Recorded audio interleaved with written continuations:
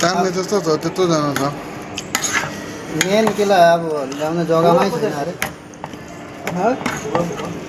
कोता त देखाइ नै गयो केला मिलेर किन्ने हो तिमी हो किनौँ न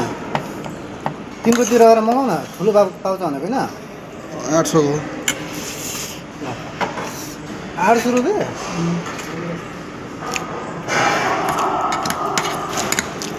कत्रो हुन्छ बिचनमा अर्कोले पनि दिन्छ मलाई तिमी छोडेर अर्को पनि छ एकजना मेरै होटलमा काम गर्छ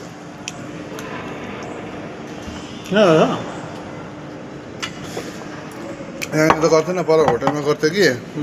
त्यसले पनि बेच्छ 500-600 भन्छ अरे भन न त म ज्याठा म बिचमा बस्ने होइन नि त ज्याठा म जाने शिखरपाली आमासँग त्यो मान्छेको तिमी फेरि 10 बजी छुट्टी रहेछ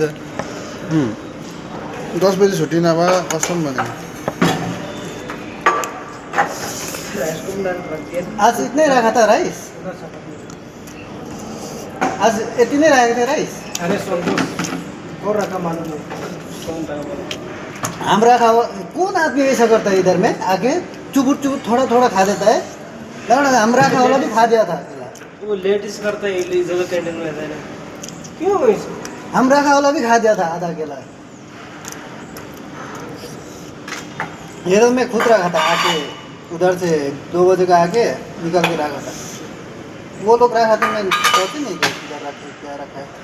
अरे लेडीज और बहुत खराब है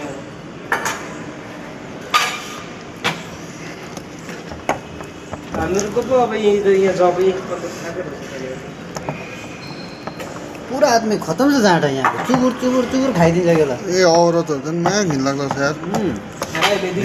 अरे लेडीज लोग कर रहा है ओ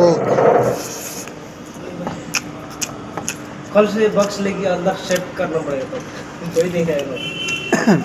अरे किलिंग किया जाएगा उधर साइड में रख खानु नै पाएको छ त्यो लेडिजहरू क्या